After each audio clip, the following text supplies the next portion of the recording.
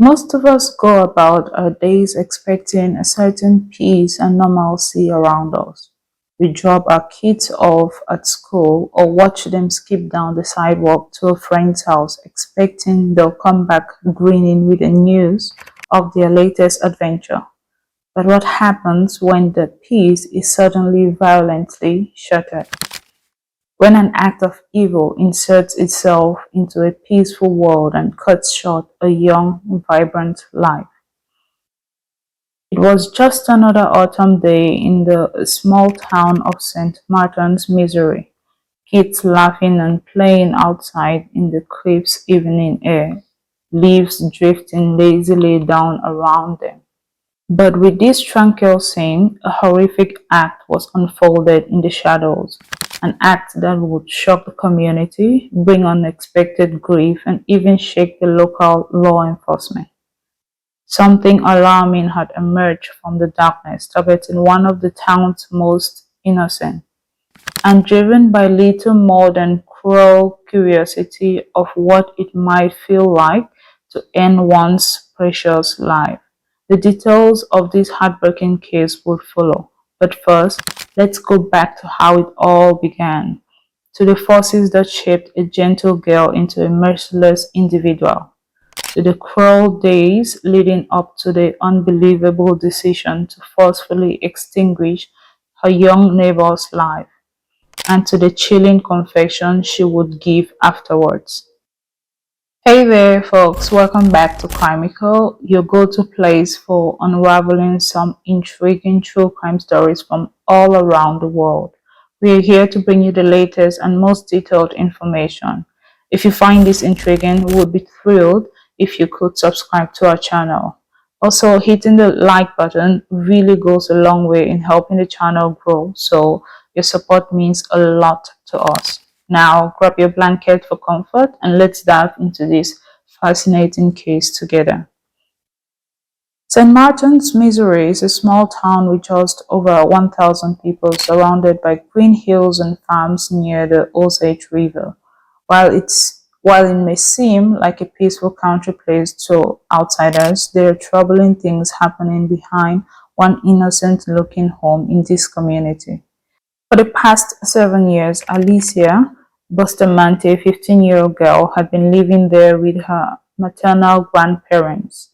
Despite a challenging early childhood, she seemed mostly normal to her friends. However, online, she showed a strange interest in death and pain. In private, she wrote about wondering what it might feel like to just kill someone. Her target that evening was 9-year-old Elizabeth Alton, who lived nearby. Elizabeth, known for her infectious smile and bright pink rain boots, was a beloved neighbor. She considered Alyssa a friend. No one could have expected that sweet child's bright future would be stolen by Alyssa. The peaceful autumn evening in St. Martin's was about to turn into something unimaginably violent. The key features in this upcoming chaos were now on a collision course. The boring teen with disturbing impulses and the smiling girl who innocently trusted her. As they meet along a wooded path behind Alicia's home, tragedy was about to unfold. Alyssa Bustamante was born on January 28, 1994 to a troubled family. Her mother, Michelle, battled addiction issues and mental health problems, while her father, Caesar, had violent tendencies that landed him in prison. With her parents unable to care for Alyssa and her three younger siblings, custody was granted to her maternal grandparents when she was just 8. The children went to live with Gary and Karen Brooke on a quiet ranch in St. Martin's, Missouri, a pastoral setting that seemed the perfect antidote to their chaotic earlier years. And for a while, Alyssa appeared happy and stable. She did well in school, attended her Mormon church regularly, and made friends in the community. But by age 13, she battled depression and tried to unalive herself. She spent She spent 10 days in the psychiatric facility which prescribed antidepressants. However, Alicia continued self-harming through Curtin. Friends would later report seeing dozens of scars lining her arms. She also created disturbing online personas obsessed with pain, death, and the M word. Even though Alicia showed signs of having problems on the inside, she seemed to have a good friendship and a busy social life. She wrote a lot in her journals, sharing poems and personal thoughts. In one entry, she hinted at the violence she would later do to her innocent neighbor. Dark thoughts had been growing in Alicia's mind for years, and on that October night, they finally turned into something harmful. The day likely began like any other for Elizabeth Altham. The outgoing 9-year-old asked her mother Patricia if she could go play at the Bustamante house just a few doors down. At approximately 5 p.m. on October 21st, Elizabeth cheerfully headed out wearing her beloved pink rainboots. But when she didn't return by 6:15, her parents grew worried. Elizabeth was afraid of the dark and cautious about staying out late. She certainly would not have willingly missed dinner without telling her mother. The Aughtons desperately called friends, but no one had seen Elizabeth since she skipped over to the Bustamantes earlier. Dread mounted as Patricia called the police to report her daughter missing. Local law enforcement immediately began searching the area around the subdivisions, knowing most abducted children are eliminated within 3 hours. They were able to ping Elizabeth's cell phone to trace its location to a wooded area behind the Bustamante property. But even intensely combing the woods, they found no sign of the girl or her phone. With each hour, hope dimmed of finding Elizabeth unharmed, but no one could yet conceive the horrific fate she had already suffered at the hands of her 15-year-old neighbor Alicia. The friendly face that had lured sweet Elizabeth into the shadows held a capacity for violence no one in the shaken community could understand. But they would soon find out about the harshness hidden beneath a mask of normalcy. On that chilling October evening, Alicia had led her unsuspecting young neighbor Elizabeth down to a remote path in the woods behind her home, according to her later confession.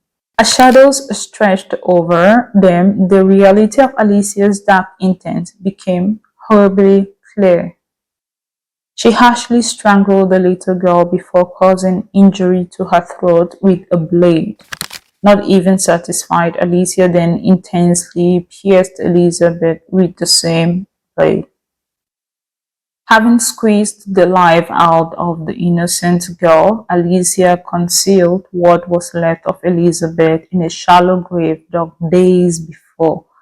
She hid the site beneath leaves as her concerned family called desperately for the girl. Then Alicia cleaned herself up and carried on with her usual routine, even attending a church dance that same night. The next morning, authorities found Alicia's diary detailing her extensive history of cut and disturbing entry hinting at her interest in the M word. When asked if she had physically harmed Elizabeth, Alicia coldly admitted to strangling and harming her with a blade until she died. She guided officers to the makeshift grave containing her severely harmed 8-year-old neighbor. Alicia had committed this terrible act simply out of curiosity about knowing how ending someone might feel. The cruel actions left Elizabeth's family devastated, the community shaken, and investigators disturbed by such senseless reasoning from someone so young. But what could have possibly led to this seemingly ordinary teenager to such darkness? On October 17, 2009, 15-year-old Alyssa Bustamante was arraigned in court on charges of first-degree M-word and armed criminal actions in the horrific elimination of 9-year-old Elizabeth Alton. Despite having confessed and left Elizabeth's lifeless body, Alicia pled not guilty. Legal proceedings carried on Legal proceedings carried on for 2 years before Alicia finally agreed to a plea deal. In January of 2012, just weeks after her trial was to start, she pled guilty to the lesser charge of second-degree murder and armed criminal actions to avoid facing the death penalty. At her February sentencing, Alicia claimed if she could bring Elizabeth back, she would. The judge appeared unmoved by her remorse or her troubled upbringing, detailed by her defense team over weeks of testimony. He ultimately sentenced her to life imprisonment plus 30 years, dashing her grandparents' pleas for leniency. In the years since, Alicia made attempts to rescind her guilt plea but was denied. Elizabeth's grieving mother, Patricia, filed and won a wrongful death civil suit against Alicia for $5 million in damages, though financial compensation could never make up for this loss. Alicia continued serving her sentence at an undisclosed facility, having forfeited any chance of freedom before 2054 due to one night of mysterious behavior. Her cruel actions marked the still surface of quiet town and destroyed a promising young life full of joy and love. The lingering question in everyone's mind is what drove this seemingly ordinary teen to commit such an extraordinary, alarming act. Despite testimonies diving into her psychological state, the question of what ultimately caused Alicia to harshly end the young life of Elizabeth remains unsettled. There is often a fruitless effort to make sense of senseless actions and evil. While defense experts point toward Alicia's traumatic early childhood, severe depression, and possible emergent personality disorders, such conditions hardly excuse her actions.